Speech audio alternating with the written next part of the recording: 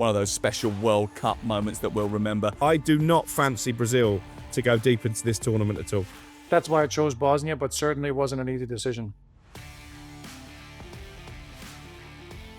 Welcome to the Inside Channel. I'm Sam Matterface. I'm in Santa Clara, California, just down the road from San Francisco. If it's a bit noisy in the background, it's because I'm in a bar, an Irish bar, which is absolutely rammed with Mexican fans who have just watched the first game of the World Cup. They're in absolute raptures. They're having a great time. They're a little bit upset about the late red card, but they're happy. I've only just arrived fresh off the plane from Orlando, a 6-hour journey. I arrived just in time for the opener. Crook's only been in Dallas 24 hours. He sent me the local beer menu already, when happy hour is. He's done shots with a bunch of locals. And now, well, he said to me, I'll give you a bold claim. He's wearing a bold shirt to match. What on earth is that? And where's the cowboy hat? This is my Del Boy shirt. The cowboy hat actually is under lock and key behind this bar that I'm in downtown Dallas. I've just watched the Mexico game as well. Their fans inside, very happy. But you know what? I thought when in Dallas, go down to the local cowboy shop, get yourself a loud shirt, get yourself a nice hat. I nearly got some snakeskin boots as well, but I drew the line there. Oh, that would have been brilliant. And by the way, they don't think there's an actual thing called a cowboy shop. I think it's just called a hat shop or a clothing store. I don't think they call it the cowboy store. I don't know. Maybe I'm wrong. Maybe when I get to Dallas, you'll take me to one specifically. Look, we've waited months for this, and now it's absolutely real. It feels a little bit real. Mexico and South Africa, they've kicked the whole thing off. The host nation is up and running, and with a victory on the board as well. And England have played their last friendly before it all starts to count. So should we start off by getting into it? Just a quick word. The Frank Lampard episode that we did the other day, it's got a lot of traction, absolutely superb. Check that out if you haven't already. But we've also got in this episode Bosnia goalkeeper Asmir Begović, who's going to join us, the former Premier League goalkeeper, the man who's won the title in the Premier League. He wore the gloves in 2014 for Bosnia and Herzegovina. He knows that dressing room well. He's going to talk through their opening match against Canada, which is the country that he grew up in. That's coming up a little bit later on. So, Crook, tell us, first of all, what did you think about the opening game? It's never really about the football, it's about the feeling, isn't it? It's about the feeling of the tournament. So what was your overall feeling when you saw this today? Well, it feels like we're off and running now, and I think every tournament needs a strong host. Obviously, we got 3 hosts in this particular case, but Mexico winning the first game in a packed Azteca, I think is just what the tournament needed. Quality-wise, I thought South Africa were awful. I think we're going to be saying that about a lot of teams in this World Cup, given the expanded format, but you can only beat what's in front of you, and Mexico did that, but what a farce. I think there were 4 red cards in the whole of the Qatar World Cup. We've had 3 in one game. Yeah, what did you make of it? Because I was sitting with some Mexican fans who weren't too sure about the last red card, but they were pretty certain about the first one. So was I, actually. The first one, I thought definite red card for denying of a goal-scoring opportunity. Second one, I mean, that took a long look from the VAR to find that. And actually, when the referee first went to the monitor, I think it did look like the second action was rather sort of aggressive with the elbow. But then when you saw it from the high behind camera, you could see that there was not really that much in it. I thought that was really harsh.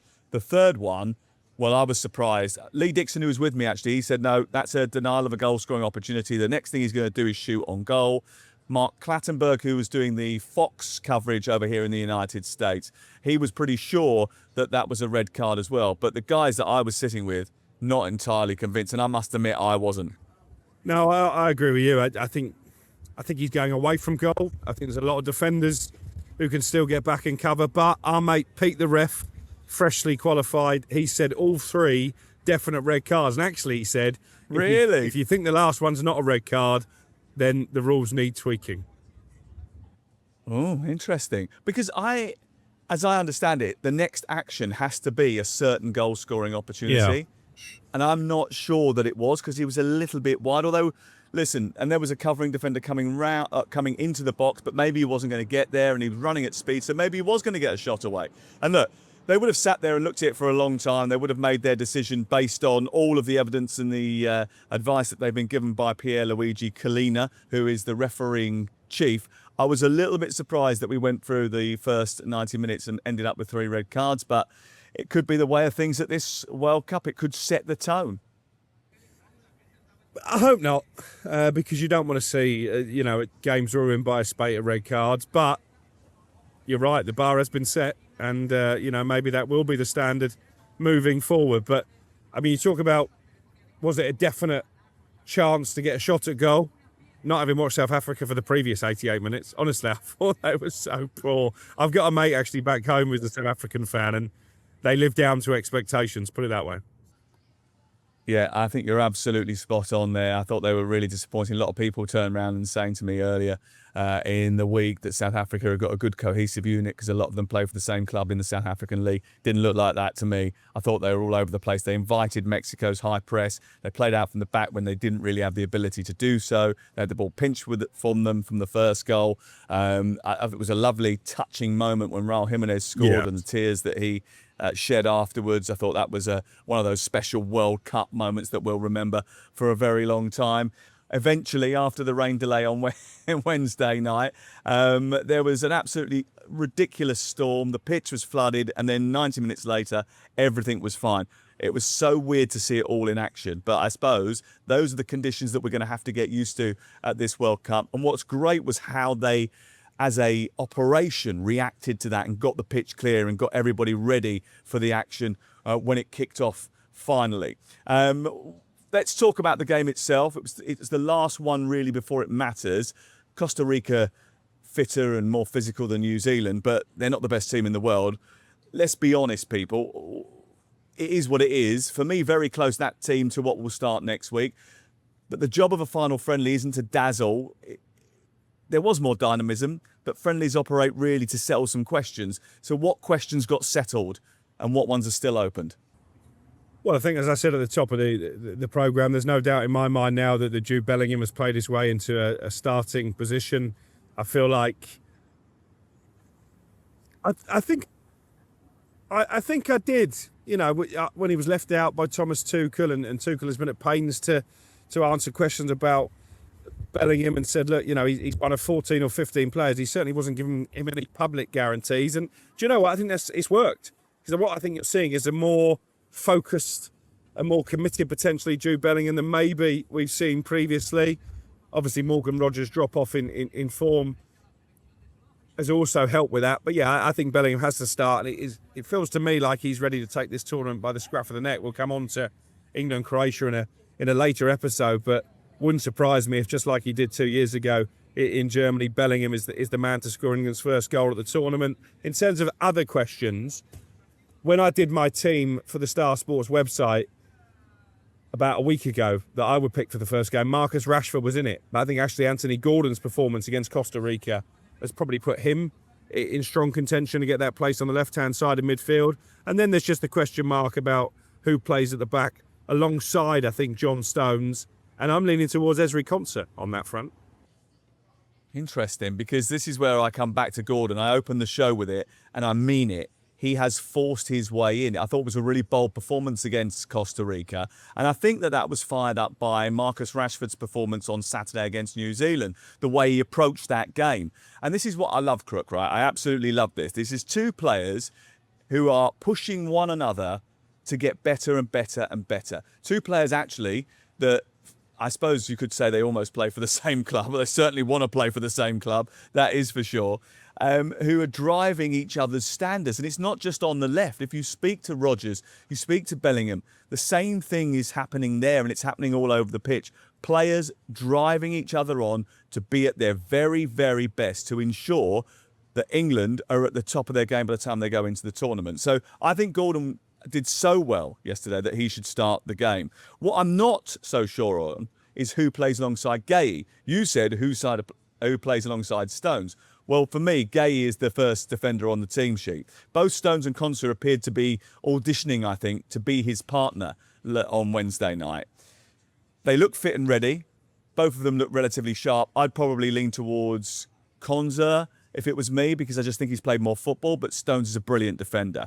I also think there's a big question about who plays left back, and I think Jed Spence locking it down might be the way to go, you know. I don't think the opening team has to be the team that plays every single game.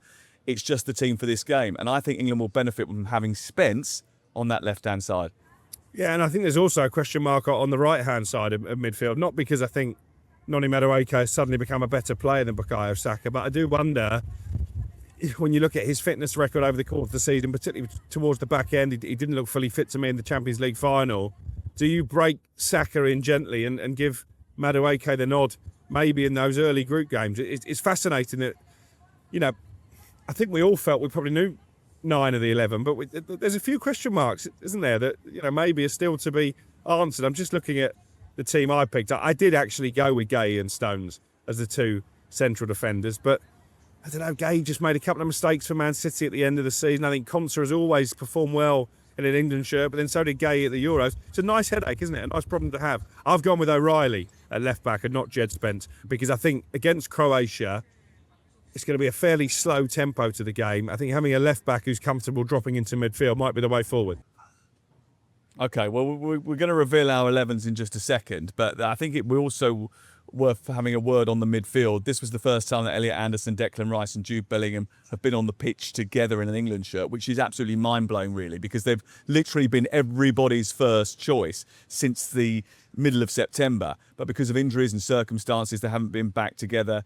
Rice said that it will take time for them to sort of learn each other's game, but the more they play together, the more they understand each other. I thought Anderson was really good, by the way. I liked his physicality. He got roughed up a bit in the first few minutes of the game, and he really sort of then rose to the occasion. I quite like that. I think they're going to need that. And they all looked a lot fitter, actually, than they did when they first played in the game in Tampa against New Zealand. So, here we go then. England 11s. For the opening game against Croatia. You've given away half of yours, so I'm going to give mine out. I'm going to go with Pickford in goal, back 4 of James, Stones, Gay and Jed Spence, Rice and Anderson in midfield, Madueke on the right over Saka, because I think Saka still isn't 100% fit. That Achilles problem means he hasn't been able to train in back-to-back days so far since that March injury, so I'm going with Madueke. Bellingham in the 10, and I'm going Gordon over Rashford on the left-hand side, and of course the captain Harry Kane. What differences have you got? Left back, O'Reilly ahead of Spence for the reasons that I've said. You know, I don't think necessarily we need a pacey left back. Not saying O'Reilly's a slouch, but I think, you know, having an extra body in midfield might suit England well. Okay, if you fancy England to go and complete the victory over Croatia, Star Sports are best price on England in every single match this tournament, so that's worth knowing before you back them. And 18 plus speedgambleaware.org if you need to just check yourself. By the way, the Frank Lampard episode, absolutely timeless, still available on the YouTube channel or wherever it is you get your podcast. Just search the Inside channel. Right, okay, let's get to today's top guests. A World Cup goalkeeper, a Bosnian and a Canadian, ready to watch those two teams open their World Cup campaign on Friday. So a big World Cup game tomorrow. Bosnia take on Canada. It could be today by the time you're watching or listening to this podcast. And we've got the perfect guest to have a look forward to that campaign and loads else besides as well. Because the start of the World Cup needs two great guests. And we've already had Steve Bruce on the programme. And the perfect person to preview this fixture joins us now. He was Bosnia's goalkeeper at their only previous World Cup back in 2014. Played all 3 games. Has a personal Canada connection as well. So this opener is probably uniquely his story. I'm delighted to say that we've got Asmir Begović on the Inside channel. Hello, mate. Hello, gents. You good?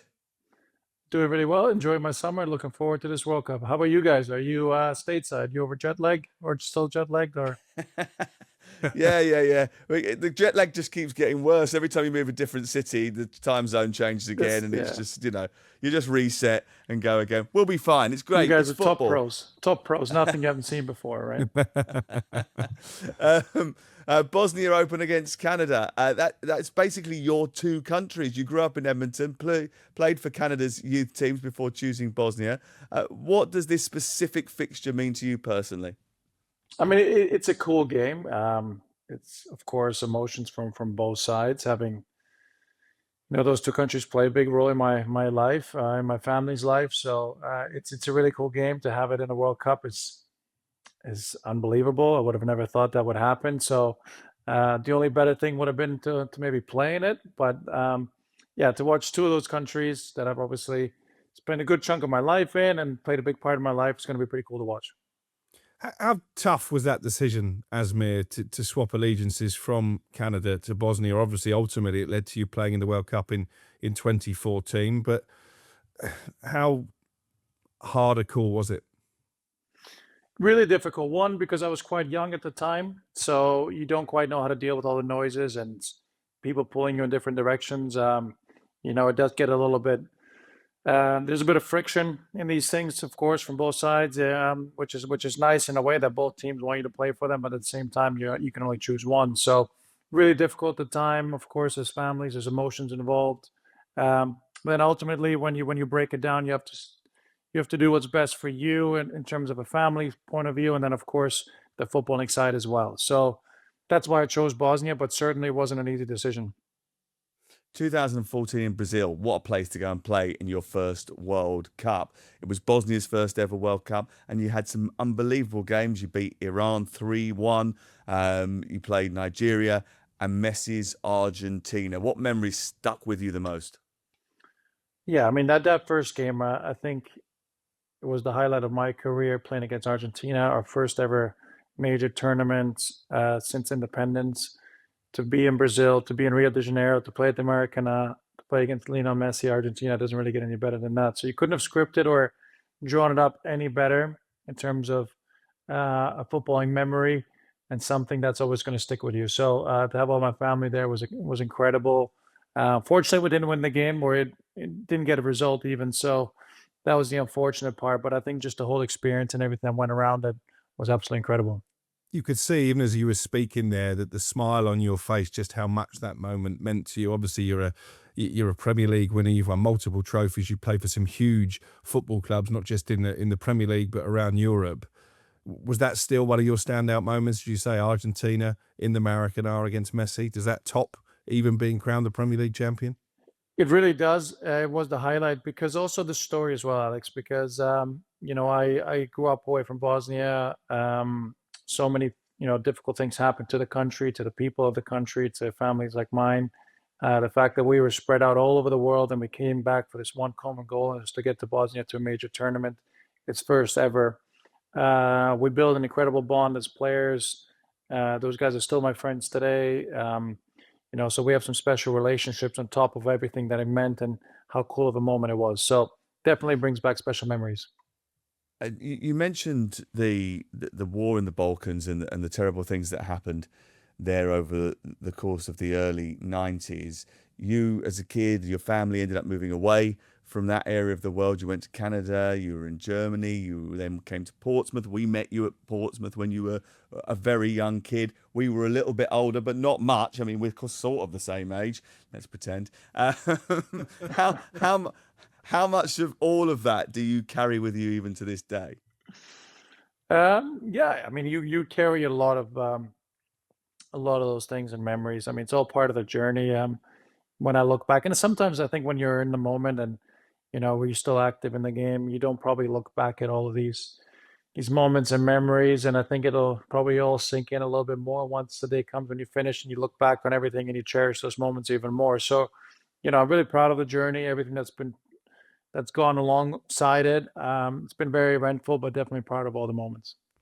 Let's talk about this Bosnian team and that first game against Canada. There's a lot of big names who are going to be bowing out of World Cup football in this tournament. Messi, Ronaldo, Modric, and Edin Dzeko as well. Just how how big an impact has he had on the Bosnian national team, and where does he rank in terms of world superstars?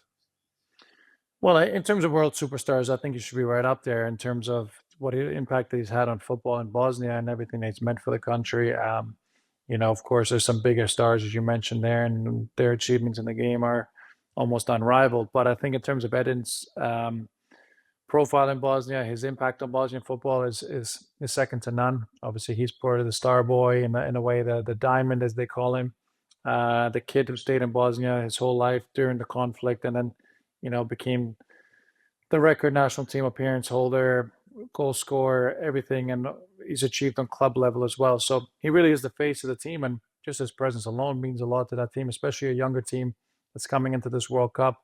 Maybe a tournament earlier than everyone thought, but he's definitely has a big role to play in the whole team.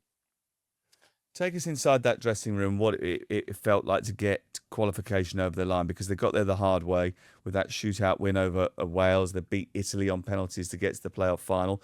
What does qualifying look like, and what does it do to that group's belief? It's a special moment. Again, you have all these guys that come together. You play for your national team for the pride of the country. It's not so much a financial reward or a commercial reward. It's really that sort of pride that really plays a big role in the team, and it means a lot to everyone. You sacrifice a lot. It's time away from family, whatever it may be, with when you play for the national team. So to qualify really is a big moment in everyone's career. So to see the scenes in Sarajevo, to see the scenes within the national team, what it meant to the whole country, it doesn't get any better than that. And how do you rate their chances, Asmir? Obviously, it's always difficult play against a home nation to kick it off with, but Switzerland aside, it doesn't look the most daunting of groups, bearing in mind that 3 teams can qualify. Are you optimistic about a place in the knockout stages? Yeah, I think it's wide open. I really do think it's wide open. Again, it's a team that's going to go there with no pressure, no expectation. Again, didn't expect to be there when they hired Sergei Barber as the manager a couple of years ago. They were looking at this 4-year cycle ahead to the Euros in 2028, to build a young team and new generation and have them coming through. The fact that they qualify for this World Cup is an incredible achievement. So to go there with no pressure, go give it a go. But at the same time, you want to do well. You want to represent yourself in the best way possible. And I think the group is relatively wide open, or certainly as wide open as it can get in the World Cup. So that first game is key. Again, we mentioned the Argentina game earlier. As great of a memory as it was, we lost that game, and that puts you in the back foot immediately. Puts a whole lot of pressure on the second game. I know there was less teams last time, so again, it's a slightly different sort of an arrangement this time around. But again, you want to get on the board in that first game. I think that's the most important thing. Even get a point on the board, and that kind of gets you going into the tournament. Who's carrying this generation? What players should we look out for if our audience are sitting there thinking about Bosnia and what they're going to watch when the game comes around? Who should they be looking out for? Well, I think that's the tricky part for this team at the moment, Sam. I think the sort of main players, Edin Dzeko has been struggling with fitness. He's not played very much in the last few weeks, missed both the warm-up games. Haris Tabakovic is sort of his, reserve striker, his substitute. Again, a big physical presence in place of Borussia Mönchengladbach. He's struggling for fitness. Amir Hadžimazović, who's had a fantastic season with Hull City and got promoted, he's struggling for fitness. So probably the top 3 players in a way are all doubts, unknowns a little bit as to what they're going to be able to give the team in the first game.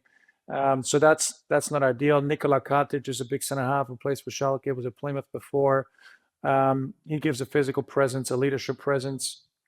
Demirovic, who's a striker at Stuttgart, I think he's the one that can come and make a difference as well. We've got Barakterevic, who's a right winger, a really young kid, promising player from PSV Eindhoven. So there's a couple players to look out for. I really hope that the senior lads and the 3 main guys are fit enough to make an impact. And if they do, then that's really going to help the whole team. I wanted to ask you about your former Everton teammate, Jordan Pickford, who undisputedly is going to be England's #1 for this tournament, arguably one of the greatest goalkeepers that England have ever had. Is he as crazy off the pitch as he often appears on it? Well, here comes the England chat. We couldn't stay away from it, could we? No, I think Jordan, I met him first joined Everton would have been 5 years ago now. So what at a different stage of his career. And again, the journey he's been on, I think the maturity that he has now, I think as most players do, you develop over time. some faster, some slower, whatever. Everyone has their own journey. Everyone has their own path of development. And I think Jordan's been great. I think his emotional growth has been great. He's really, you know, for me, one of the best goalkeepers in the Premier League, one of the best goalkeepers in the world. He's been a fantastic servant to England, super reliable, has never let anyone down. Wouldn't say almost single-handedly kept Everton in the Premier League for a couple of years, but he was the player of the year and played such a big role at that football club, becoming an absolute legend. So again, that comes a little bit with age. The more games you play, we all mature in different ways, and I think he's matured on and off the pitch. Has a beautiful family, and someone who I'm very close friends with, and I think he's going to do great for England this summer. And you said he was the top goalkeeper in the Premier League, one of the top goalkeepers in the world. What makes him a top goalkeeper? What is it about him that sets him apart? Well, I think if you look at one, that he makes key saves, he makes a lot of saves. It's something maybe that's a little bit overlooked at times for goalkeepers. Again, that's our number one thing to do, right? Is to make saves. People rave about David Raya this year making those key saves again, and I was like, oh, that's brilliant. We're going back to what a goalkeeper should be doing and being the number one important thing. You look at his distribution; he can pick out any pass on the pitch. As a wand of a left foot in terms of goalkeeping terms, which is great. And I think just his reliability, Sam. Honestly, I mean, when is the last time he's missed a game? He's always there for club and country whenever he's called upon, and I think that's a really underrated thing. What's the best ability? It's availability. So the fact that he's been there for club and country for so many years now consistently is a big credit to him. Who's your idea of the winner of this World Cup? If you had to put your neck on the line. I mean, yeah, I'm really going to go out on a limb here and pick France, because on paper, I mean, it's like a PlayStation team. I mean, what's going on? Literally, they have three teams to choose from. I was seeing on socials when they were doing the breakdown of the squad. So it's an embarrassment of riches there for France. I think Spain are right up there. They're always in their major tournaments. I wouldn't underestimate Brazil. Some people are writing them off a little bit in terms of some of the players, but when you have Carlo Ancelotti, who's a serial winner at the helm, I know it's sort of his first international major tournament, but winning is winning, and that's all he's done in his whole career. So you have to look at them, and I guess a dark horse, a team that could make a run when you have Erling Haaland as your striker and the sort of firepower they have. I think Norway could do a little bit of damage as well. Asmir, thank you very much for joining us on the Inside Channel. Really appreciate your insight. Good luck to Bosnia. And where are you going to be watching it? Well, I've got a bit of TV, some media obligations here in the UK. I've got a wedding to go to this weekend, so I can't come over to North America just yet. But looking forward to being in Toronto for a couple of weeks later on in June. And maybe I'll see you guys over there. You never know. Maybe our paths will cross. That sounds good. We look forward to it. We'll see you soon. Thank you very much. That's Asmir Begović, the former Bosnia and Herzegovina goalkeeper who played in the 2014 World Cup. They start their World Cup campaign this weekend. Asmir Begović there talking about his experiences of the World Cup. He's at Leicester, isn't he? Or is he? I don't know now. I don't think anyone actually knows what's going on at Leicester and whether he's going to be there at the beginning of the season. What we do know is that there's two matches we're really looking forward to over the first weekend of this tournament. First, the heavyweight, Brazil against Morocco. We'll talk about Scotland, Haiti in just a few moments as well. Do you want my read on Brazil versus Morocco first, or do you want to go? No, you go. Go on, you're the expert. I don't know about that, but I have been looking at Morocco. Listen, I think we've said it before, they're not a surprise package anymore. Semi-finalists, they earned the respect. Teams fear them now. So this isn't just Brazil turning up and winning. I watched Morocco's friendly with Norway. Great on the break, defensively a little bit too loose. That has to tighten up. But it was only a friendly against Norway. But this is a key great game in the group because they're expected to be in the top two, both of these. I expect Morocco to do everything not to get beat here. And then we'll see just how much of a tune Carlo Ancelotti can get out of that Brazilian attack and just how balanced they are. The question I'd put to you, Alex, is have Brazil got enough flair to overcome a Morocco side which is built exactly to suffocate teams like this? Well, the question you're asking me is, are Morocco capable of getting a result in this game? And I think they are, based on what we saw at the last World Cup. As you say, we can't call them dark horses anymore because they're certainly not that. I was quite impressed with them from an attacking perspective against Norway in one of their recent friendlies. I know defensively you thought they gave away one or two too many chances. They're going to have to tighten up against the likes of Vinicius Junior. But I'm not enamoured by this Brazil team. I think sometimes you can give a country too much credit because they are historically very good. But it's a long time since Brazil won a World Cup. And you look at them now, it's not a vintage Brazilian team. You know, they've not got a brilliant number 9. We think Igor Thiago is probably going to lead the line, do we?